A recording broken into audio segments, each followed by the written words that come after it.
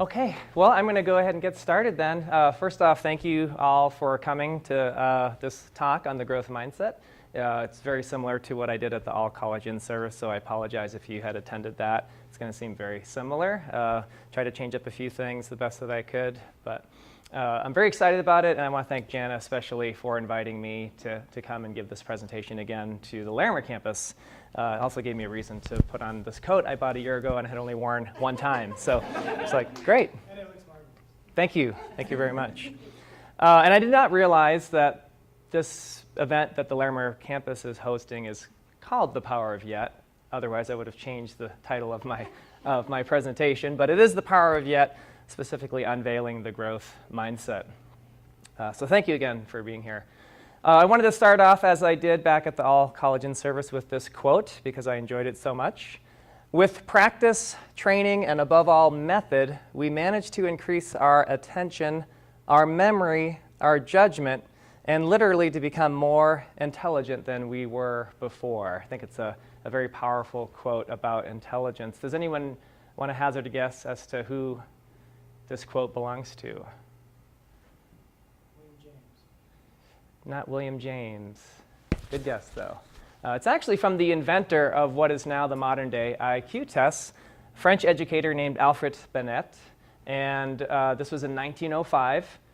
And unlike probably how we use an IQ test today, this was not used to celebrate the brainiacs of that era. It was actually to identify the students who were struggling and needed intervention to bring them up to a higher level.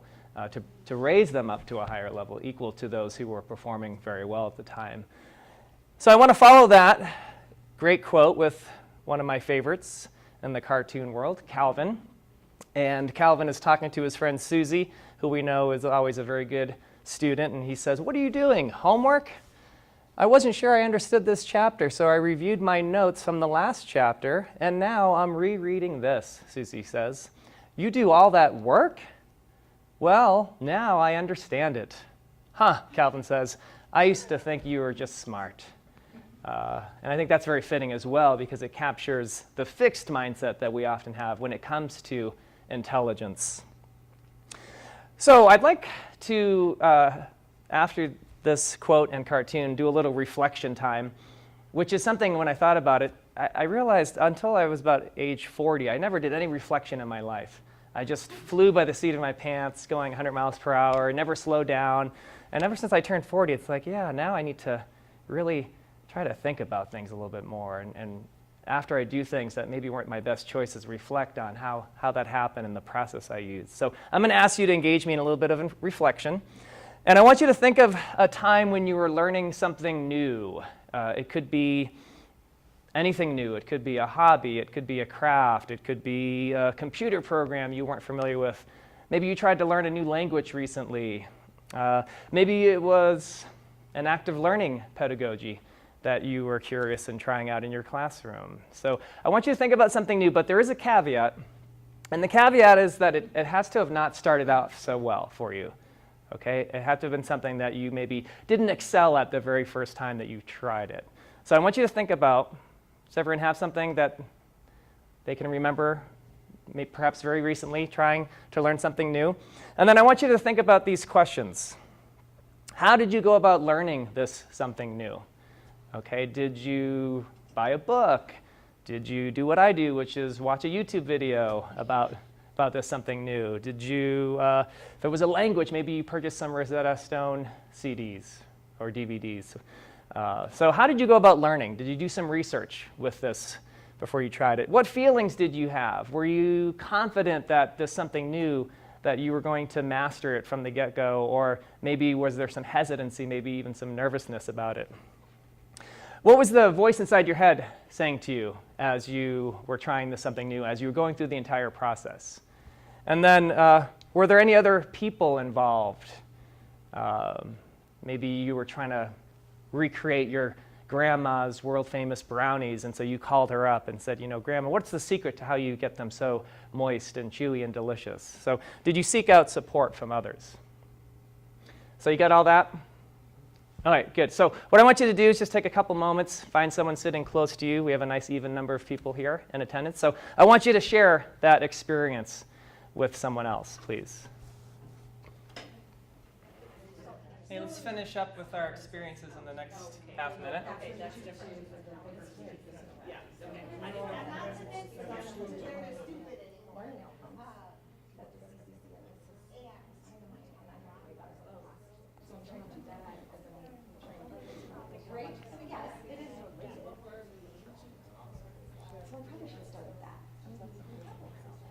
So it sounds like from the level of engagement I'm hearing, you guys all had some recent experiences that you remember quite vividly. And so I also had a recent experience where I was trying to learn something new that I wanted to share with you. My wife's family lives in Ohio, and a couple summers back, we went there to visit their family, and they spend their summers camping on a river. It's the Big Auglaize River in Ohio, if any of you are from that area. And my wife's brother-in-law has a motorboat that they take up and down the river for fun. And so one night he offered us to go tubing and water skiing. And the kids were going to go tubing, and the adults were going to try water skiing. And I had grown up snow skiing in New England, where I'm from originally, which is, we're really spoiled out here in Colorado. Skiing in New England is very difficult. You have just the whole afternoon is just sheets of ice that you're trying to just survive. So I was a decent skier, snow skier, and I thought, well, I could probably do water skiing all right if I gave it a try. And so they got me out first thing on the water, wearing the water skis. And I thought I also remembered that my dad was quite an accomplished water skier. And I thought, I have good genes in this area, and if nothing else, I can just draw on those inherited genes and just get up there. And I kind of envisioned myself twirling and spinning, and by the end, I was going to be doing some tricks, and I'd wow my wife's family with my water skiing. And here's actually what happened with me water skiing. And this is actually the best picture they snapped of me water skiing. Most of the other time, you couldn't even see my head or face because water was just just pummeling me right in the face the whole time. And I swear to this day, sometimes when I blow my nose, that there's droplets of water from that river still coming out. I didn't do any prior research, right? When I was learning something new, I just kind of went for it. And I didn't have much support from others. My wife was in tears from laughing so hard. One of my sons was taking the pictures. The other one was timing me with his phone. I remember him saying, Dad, that was 28 seconds. Do you think you can beat your record? And then my brother-in-law, after about the third time, he said, James, are you sure you want to keep doing this? Because it's getting late, we're running out of daylight, and the kids want to go tubing. And so this went on for 6 attempts before I finally just gave up at water skiing. I just said, it doesn't matter what I do tonight. I'm going to have to go back to the drawing board. It was an abject failure. So sometimes when we're learning something new, it doesn't always go as planned, right? And that kind of leads into what we're talking about today, which is mindset. And mindset should not be confused with attitude. You've probably heard the word mindset before and thought, well, mindset, attitude, one and the same. There's no difference. Your attitude is really something that's fleeting and moment by moment, right? By 1 o'clock today, you may have already had 10 different attitudes about your day. Whereas your mindset is more ingrained and entrenched in who you are. Your mindset is so important because we interpret events that are happening around us all the time. And really what happens is these events that are happening to us are filtered through this mindset that we have, this outlook that we have that's very deep and ingrained in us. And of course, there's the now well-known book by the same title, Mindset, by Stanford psychologist and researcher Carol Dweck, which I'm going to lean on heavily. If you have children, if you're a coach, and we're all educators, this is a must-have book that I recommend that you pick up. So this is a wonderful illustration that I have to demonstrate the mindset. And I know not everyone can see it. It's kind of small. But if you really try super hard, I bet you can make out maybe a letter or two here or there. Can anyone see it? You can see it? You are so talented. You're really good at seeing small, teeny pictures, aren't you, right? That's amazing that you can see that. No one else can, but I know you're giving a good effort, and that's what really counts in life, right? Is just try hard, give your best effort, and if you're lucky, a teacher will recognize that and give you an A. right? Well, what you just heard is a combination of comfort praise. When people don't get something right the first time or they struggle, we give them comfort praise. We tell them, just keep trying harder, you'll get it eventually, as well as ability praise, right? Someone who does get it, we shower them. We just pour praise out on them over their talents and their abilities. And so we have to be very careful with that language in the classroom. And I'm sure, even though you may not realize it, I know I do it myself. I use that type of language all the time, and I have to catch myself to try to stop before those words come out. So here's the actual image, and I'm happy to share the PowerPoint slides with anyone who wishes to see them after. I'm not going to spend a whole lot of time talking about this image, but I do want to talk about the individual mindsets that Carol Dweck has coined, which are the fixed mindset and the growth mindset.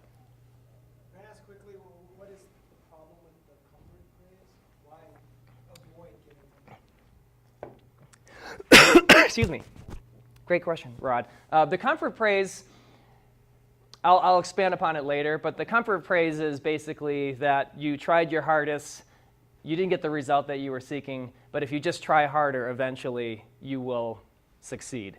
And it's harmful because over time, if the students don't succeed, they've been kind of given this false hope or false promise that if they just keep trying harder, if they just keep using the same strategies and techniques that they have, maybe it's just a lack of effort on their part, and they just need to try harder than what they already have. When in fact, if we go back to here, it wouldn't matter how hard anyone tried, right, or how hard you squinted. You're never going to be able to make out what any of this says, right? So the comfort praise can be harmful because it sets students up for success that they're never going to realize. Okay, so starting with the fixed mindset, which is also known as the entity theory of intelligence, students who exhibit the fixed mindset will have this belief that their intelligence is inherited, it's limited, it's fixed, it can't be changed, and it's not malleable. So whatever intelligence you were born with is the intelligence that you have today, is the intelligence that you're going to have tomorrow. And it's very easy to identify these students because they have very common characteristics. Their internal monologue is one that's very much centered on judging. So in particular, they're a reflection of their intelligence, they're a reflection of their grades. If they do great on an exam, then they're a reflection of that. If they perform poorly, then their mindset changes to that being a reflection of their poor grades. And then they overvalue grades and performance instead of the mastery of the content and the knowledge. So they have a very strong link or tie to their grades, which over time can be itself harmful. They desire to look smart, even though they may not. They may put on a very robust facade of being smart or being intelligent. So they'll try very hard in your classrooms to show you that they're smart. But in reality, they'll avoid challenges as much as possible. Something that's challenging is a threat to them, and they know if my teacher sees that I can't accomplish what they're asking me to do, then it might be revealed that I'm not as smart as I look. When they can't avoid a challenge, when there's no way out, they'll take on the challenge, but they'll give up very easily, and they'll have a feeling of helplessness, right? Well, I don't have the intelligence. I wasn't born with it. It doesn't matter how hard I try because I'm still going to fail. Effort to them is fruitless, as I just kind of alluded to. Yeah, there's no reason to try hard if I don't have the intelligence, if I haven't been born with it. It doesn't matter how much or how hard that I try. And that often yields what's known as the low effort syndrome. Low effort syndrome would be a student who just engages in very basic rudimentary academic skill sets, such as reading a chapter and reviewing the notes, reading a chapter and reviewing the notes. Now, I know there's at least one person in here who's saying, are you serious? I would love my students to have a low effort syndrome. If I could get them to read a chapter and review their notes, that would be a huge plus and a huge help. But over time, we know that that's not always, simply reading the chapter and reviewing notes isn't always going to work. They will ignore criticism. They take great offense if criticism is directed in their way. They will see that, they'll take that very personally, and so they will, it won't help them, even constructive criticism. And they're often threatened by the success of others. So when they see others doing well, that is a threat to them. Very typically on an exam, if they have done poorly, they will look actually for a student who's done worse than them because that helps them make themselves feel better about themselves. So those are all very common traits we see in the fixed mindset. And here are some of the words and language that they might use. I'm either good at it or not. My abilities are unchanging. I don't like to be challenged. When I'm frustrated, I give up. I stick to what I know. I can either do it or I can't, which this one strikes me as humorous because the night before the all-college in-service, it was Labor Day, and we had a little family meal, and my youngest son had just recently gotten braces, and he's been struggling with eating certain foods. And so we had broccoli, and he was really having a hard time with eating the broccoli, and I could see he was getting exasperated, and at one moment, he just put his head down, and he said, "I can't eat broccoli."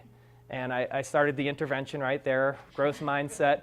Son, what seems to be the problem, and how can I help you with eating broccoli? What kind of support can I provide you? Can we cook the broccoli for you in different ways to help you to eat it? So I'm a nutritionist. I didn't mention that, but so eating the broccoli was clearly very important that evening, but it was also very humorous because that whole week leading up to the all-college in-service, mindset was on the forefront of my brain. So if you hear these types of comments from students, then you know you have a fixed mindset student. Conversely, we want to be able to identify students who have a growth mindset, and maybe more importantly, identify those students who have the fixed mindset and kind of hopefully transition them to the growth mindset. The incremental theory of intelligence, where we believe that intelligence can be developed through three things: the dedication to hard work, what we refer to as effort or grit, seeking out new strategies when we hit roadblocks and challenges, and then getting help from others. Students who have a fixed mindset will value learning and mastery over the grades. The grades are important, obviously, but they really truly value learning and mastery of content. They will take challenges head on. They're not afraid to try something new. When faced with a failure, if it occurs, they will have great persistence and resilience. They bounce back very quickly. They don't see that failure as a reflection of who they are. Effort is the path to mastery, so they won't give up very easily, as a student with the fixed mindset would have. And they're able to take criticism and use it constructively to help them in their future academic pursuits. And then lastly, rather than feeling threatened by the success of others, they actually look at the successes of others to see what they can learn. What lessons can I learn from someone who is mastering this content that I don't yet have? And here's some of the language that you might hear from someone with a growth mindset. I can learn to do anything I want. Challenges help me to grow. Feedback is constructive. I like to try new things. These are all things that we would associate with the growth mindset. So, we all want our students to succeed, right? If you're like me, I just had a midterm exam yesterday in my class, and I was really pulling for all my students to get A's on that midterm. It was just something I take great pride in wanting my students to do well in my class. And so when students have this belief that their intelligence is not limited, it's not a fixed characteristic or trait, they believe that they can get smarter, they can take on new challenges, they can learn material that's really tough and difficult. That effort makes them stronger in the long run. When they place learning as a goal above the grade in of itself, that is a huge step in the right direction. They spend more time actually investing in their own education, and that's what ultimately yields the higher achievement and the success that we want to see in our classrooms. When they stop, again, viewing intelligence as something that limits them, but something that actually can be grown, something that can be fostered in them, when they're able to make connections between seemingly different courses within their academic load and their schedule, see the underlying themes and principles and how they all fit into their coursework and their ultimate not only academic but professional objective, this is when we get the higher achievement that we're looking for. Now I'm just going to go through a few slides on research. not going to spend a tremendous amount of time there, but I do want to share some of the research that exists on the growth mindset. Again, Carol Dweck is a Stanford psychologist and researcher. She has authored and carried out many of these studies, not all of them. But numerous studies have shown that the growth mindset training can increase test scores. And this has been shown in math courses. And these are statistically significant results in math courses, but as well as in achievement tests that are held nationwide. And as you can see here, in this one particular study, students with the growth mindset were 3 times more likely to earn a top 20% score. Students with the fixed mindset were 4 times more likely to end up in the bottom 20% of this nationwide achievement test. We also see that the impact of praise is very important. So going back to why comfort praise is potentially harmful or damaging, when we praise students for the effort that they put in, we actually see that they rebound better after a failure on an exam compared to when we solely praise intelligence. So that's an important, and we'll look at some pitfalls of the mindset here in a moment. We also see that the growth mindset has actually been quite impressive in raising scores and grades in populations that are disadvantaged.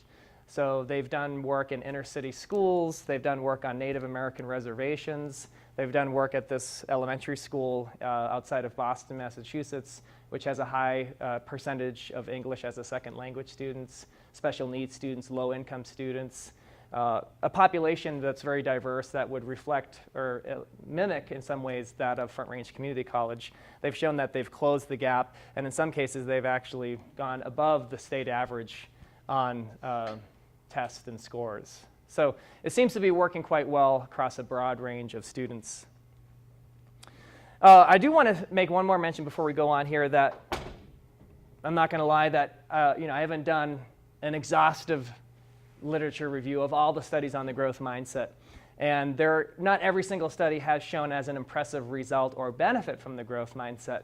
But I can say with a high degree of confidence that I have not come across a study that showed a harmful or negative impact from the growth mindset. They've all either matched those of a fixed mindset or exceeded. So there doesn't appear to be any harm in adopting a growth mindset, and I think that's an important thing to point out. Would you mind going back one slide? Sure.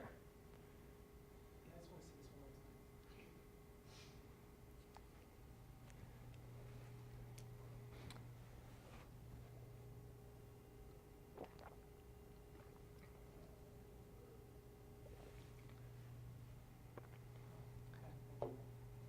I think I actually had another slide that spoke more specifically towards comfort praise.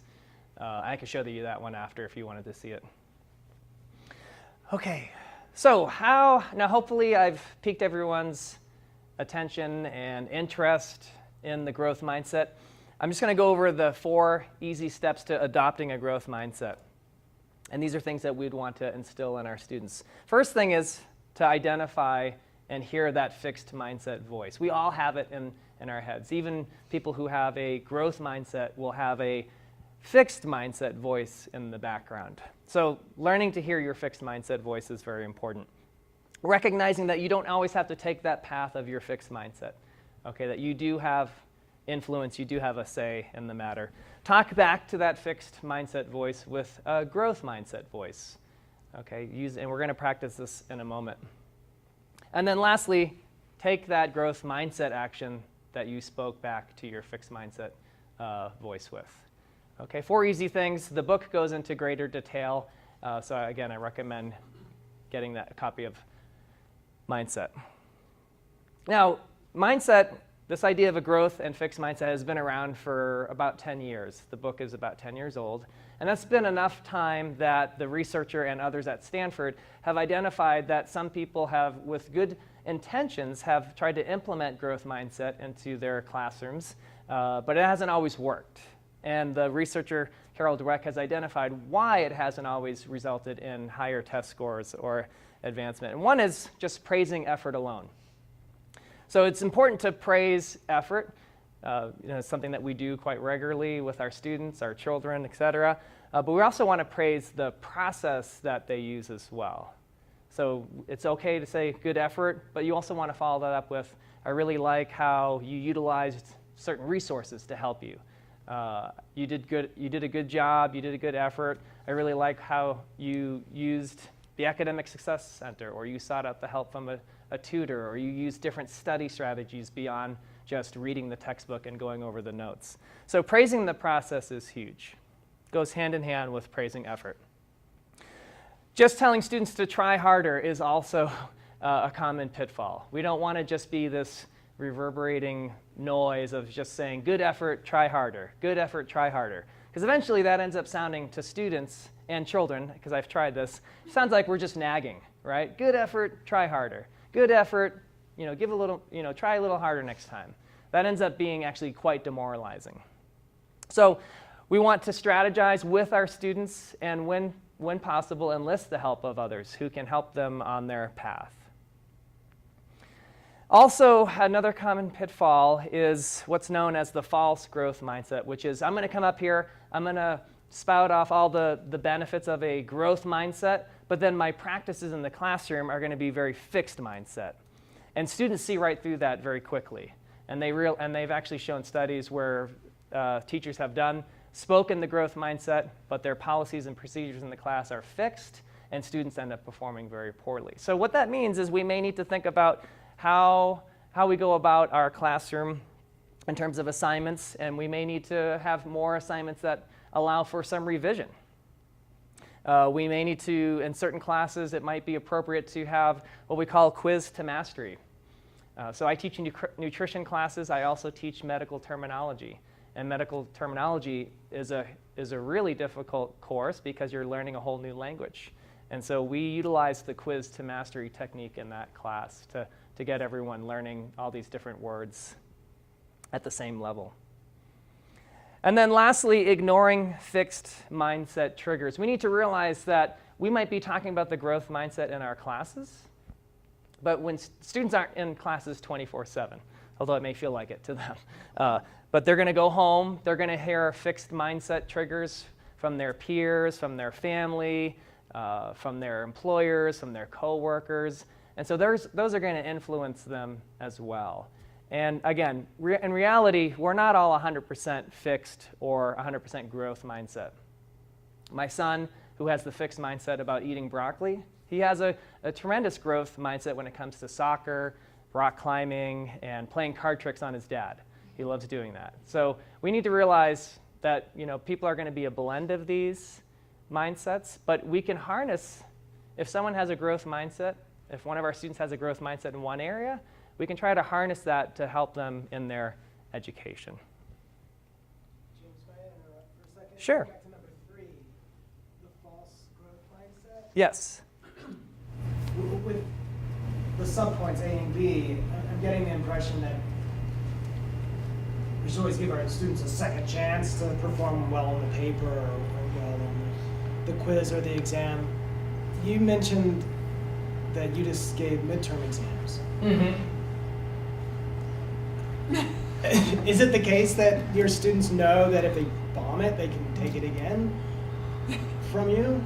How do you implement that? I mean, is this saying don't ever just have a fixed date? Right, You've got to right. be able to do this task by this day, and you get one shot at it. So the midterm exam in my class is a one-time attempt. All the weekly quizzes that we have, which we have a quiz for every chapter that we cover, those are all quiz to mastery. So I have a kind of a blend there of some assessments that are ones that they can take multiple times. And I don't always think that it has to be open-ended or unlimited. It could be just two attempts if you wanted. But then we have a midterm exam, which is you take that one time and that's it. The quizzes and the midterm exam end up being about the same number of points in the course. So a student could do poorly on the midterm exam, but they could make up for that by the quiz to mastery chapter quizzes. So I guess my question is, are you expressing a blend in describing your own classes, or is it the case that with a growth mindset, fixed due date for a project or something is still compatible with the growth mindset? I think it is. It's not antithetical to it. It's not antithetical necessarily. No. Okay. They're not mutually exclusive. You know, it is college. We do have standards that we have to uphold. Right. So I think a blend is perfectly acceptable. And especially if you're coming from being mostly hard, you know, you have to have it done by this date, and that's it. I don't recommend changing it overnight to entirely these strategies. I think implementing where it makes sense in your course to implement some of these more growth mindedness type of means of setting deadlines, I think that's okay. Yeah. Okay, so along those lines, let's talk about, now let's move from the pitfalls to what we can do as best practices in our class. First thing that we definitely don't want to do is to lower expectations or standards in our class. Set the standards really high and let the students rise up to them with your help and instruction. We don't want to water things down in our courses, and we can't in many instances because we have program requirements for our students. You may have heard the expression, it's easier to loosen up than tighten up, and that's something I really believe is that as the semester goes on, maybe you can relax a little bit, but we don't want to come in the first day and just be effusive with our praise to every student for just showing up to class, right? Because then students think that you're a pushover and it's going to be really easy to get an A. So keep those standards and expectations high. Have what we refer to as a risk-tolerant learning zone. So we want to allow our students to take risks in the classroom, but we don't want it to result in them getting a failing grade. So maybe you have some smaller assignments on the way to that bigger end of semester project or paper that you're having for them where they can demonstrate their skill and not have it be damning to their ultimate grade. Provide feedback on their process. Again, not just praising the effort, but as you're grading papers and assignments, really recognize when students are doing above and beyond what they should be doing in the classroom. That's very important for them to see. And then introduce the student to this concept that their brain is malleable, that their intelligence is not a fixed characteristic, that it can be, your brain is like a muscle that can be strengthened with effort, with using new study strategies, and with help from others. To that last point, my older son, last semester, he was a freshman in high school, and he was really struggling with algebra.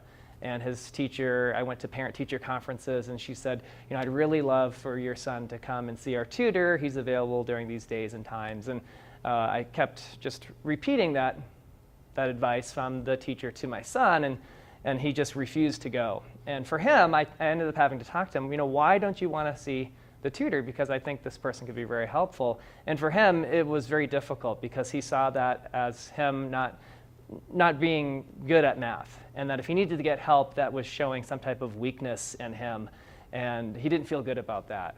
And so we had to have a long talk, growth-mindedness talk, obviously, about how it's okay to get help from others when you hit these challenges and roadblocks. So we need to relay that same type of message to our students, that going to see a tutor, going to the Academic Success Center on our campus, this is not a sign that you're unintelligent. This is a sign that you're actually smart because you're doing something about it, about your education. And then lastly, share your growth mindset stories, right? I think sometimes students look at us as instructors and they see that we've reached a high level within our professional lives, and they look up to us. And I think we did a little bit of that sharing here today, and I think it's very powerful for our students to see that we've overcome maybe challenges in our lives when we've been trying to learn something new. I don't tell my students about how I failed at water skiing because it's not really relevant to them, but I will talk about how I grew up in a single-parent, low-income home. I was a first-generation college student. My college education spanned 3 different colleges, 5 majors, and 12 semesters before I finally got a bachelor's degree. And I think I'm hopeful that in some ways that's inspiring to students. And along the way, I should mention there was a detour in the Massachusetts Ami national god. And so, I didn't have it all together. I needed help. I needed to get a lot of assistance from others to ultimately achieve my degree. Okay, so let's practice. Now that I think you've heard enough of me speaking for a while, I want us to practice both hearing the fixed mindset and the growth mindset. So again, if you can pair back up, if you need to be in a group of 3 people, that's okay. What I want you to do is do a little bit of role playing with one person being the fixed mindset student, and then the other person will be an instructor or advisor who's trying to help this student. But you're going to use fixed mindset language. And the reason why we're going to do that is because we want to be able to hear those fixed mindset language that we use. Okay, so you have a student who's come in, who's just failed an exam, and they're seeking out the help from an instructor or advisor who also has a fixed mindset. So practice that verbiage. Okay. So let's come back together again. It's interesting. I can hear some of the conversations and words that you're using. I just want to ask, did anyone say something along the lines to the student like, maybe you're in the wrong major, or maybe you're in the wrong field? Okay. So that came up at the all-college in-service as well. So that's like, you're just going to skip over the comfort praise. You're going to go right into dream crusher mode. Like, no, you're not supposed to be doing this. I know it's been your lifelong goal, but sorry. And I'm not saying that sometimes those conversations aren't appropriate, right? But we want to respond, hopefully, with fixed mindsets first. So let's flip it around. We did the fixed mindset. Let's flip it around and talk about some growth mindset stuff. And I do have a handout that's kind of a cheat sheet, if you will. So I'll pass this around. So you can keep this in your office. Go ahead and take one of those and pass it around. So you can keep it in your office. But let's practice some growth mindset language. So a student comes in, could be fixed or growth mindset student, but they've just failed a big exam, and we want to lift them up using the appropriate language. So practice some growth mindset, and you can use the cheat sheet if you need to.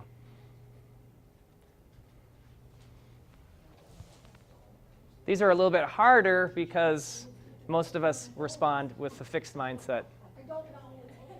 How do I know? Good question. Right.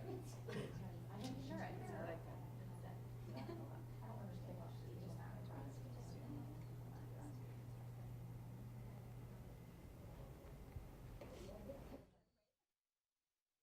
Right. Your brain doesn't work. So would you say I just don't get it? You keep I'm feeling the test is the evidence is Right.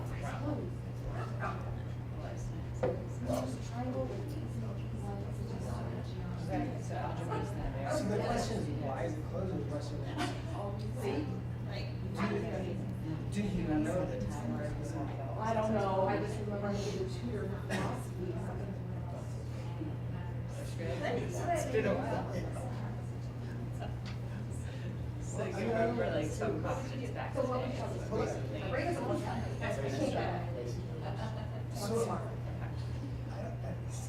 It's all in the context. I'm thinking. So I would talk about this Now multiple. Oh. But you would have. Sure. The question at the door, you ask about the state of the person, not a physics question. But then there's a question about how can we know anything about What ways it? are you working on that right now? So you have a conclusion, right? You think the door's closed, right? Yes. So then you can just ask yourself, what reasons do I have to have it it's closed? Obviously, somebody I can see that it's closed. So notice what you're doing. You're using visual evidence. Is it possible to use visual evidence? Is it fooled by illusion? Is that possibly the case? This was possible. So we can't be certain that it's closed right now, but it is either closed or open.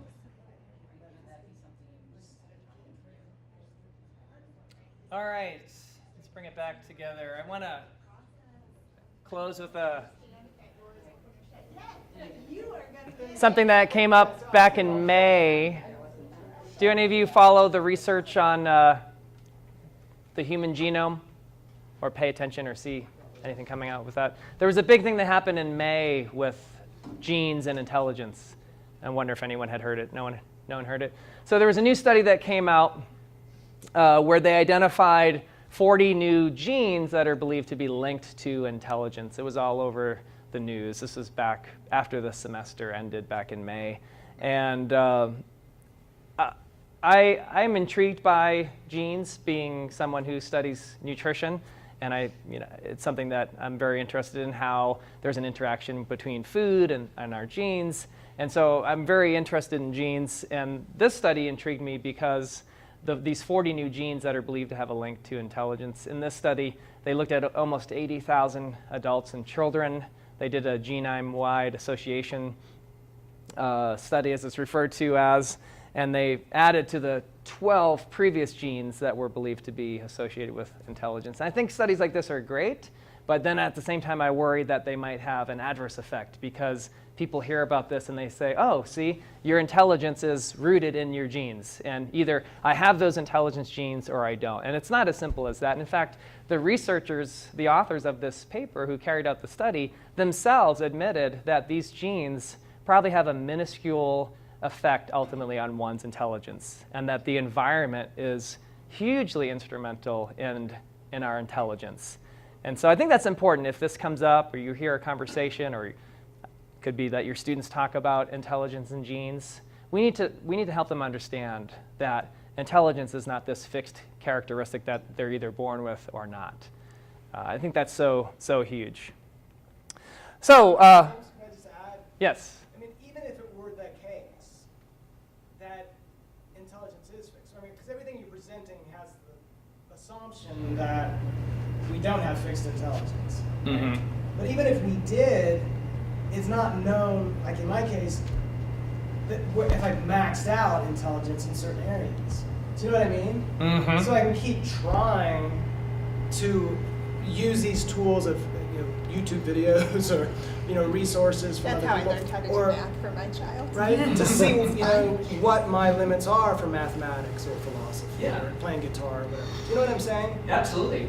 So even if it were the case that I do have fixed limitations on being able to do ballet, Mm-hmm. I don't know what those limitations are yet until I attempt Exactly. to break those, break through those. And I think it's not just intelligence and genes. You've talked about many other things that we normally ascribe to one's genetic gifts, right? Someone who plays the guitar really well, or someone who can shoot a basketball really well. We celebrate them and we put them on this pedestal. But there are other people, as this quote speaks to, that if we give them the right training, we give them the right support, if we build them up in the right environment, that they can achieve high levels as well. And this is a great quote that actually is from Carol Dweck herself, that it doesn't mean that if someone isn't born with a genetic gift that we can't bring them up to that same level or even higher with that supportive environment. And that's what we want to do here at Front Range Community College. So let me provide you with some resources. If we have time here in a moment, we're going to test our own mindset. But there is a website where you can go on and you can test your own mindset. It's 8 simple questions. Takes you probably 2-3 minutes at most.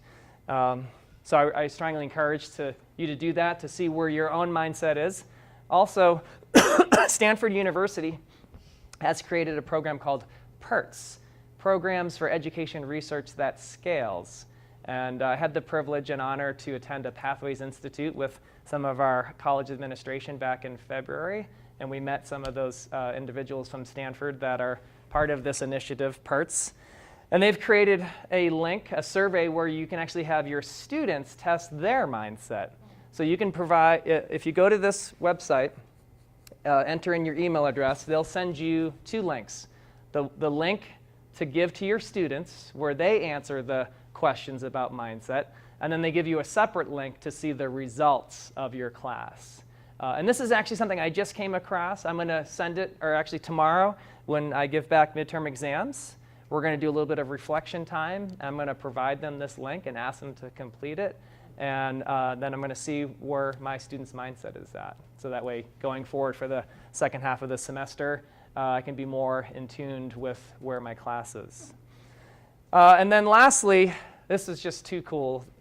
This morning, I had the morning to kind of do my final preparation. And I just punched in growth mindset.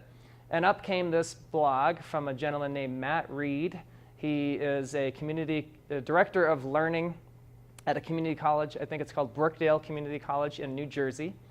And he wrote an article on, can a college have a growth mindset? Just came out today on the higher ed website.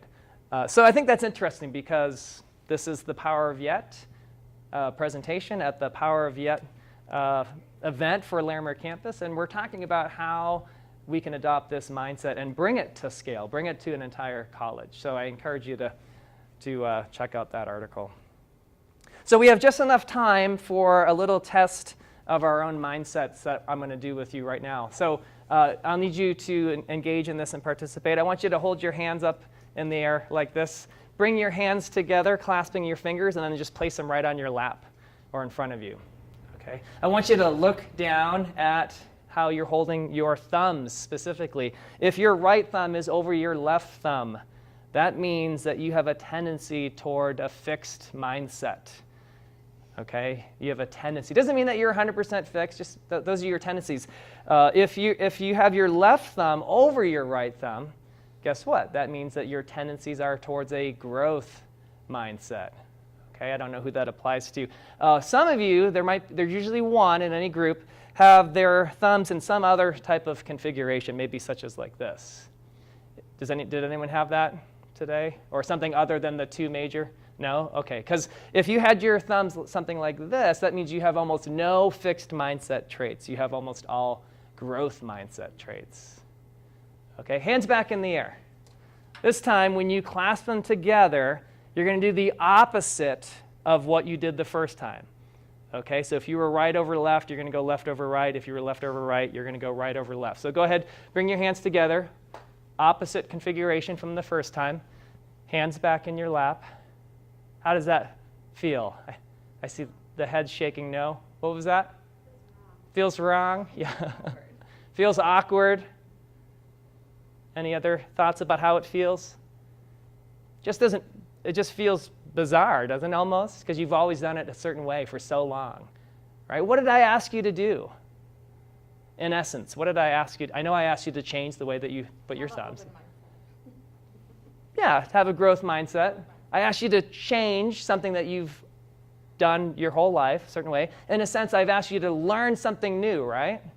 So learning something new can feel wrong. It can feel awkward. It just doesn't feel right to us.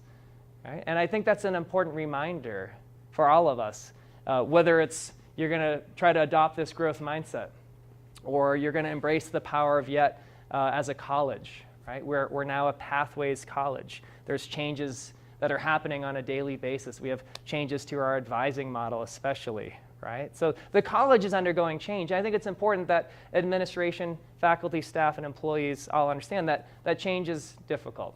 Right? It's not easy to change the things that you've always done. And I think we need to remember that. But go about it with a growth mindset. So thank you for attending. Thank you for your time here today. I really appreciate it. And I hope you enjoy the rest of this event at the campus. So the way you orient your thumbs when you cross your fingers has nothing to do with the actual fixed or growth mindset.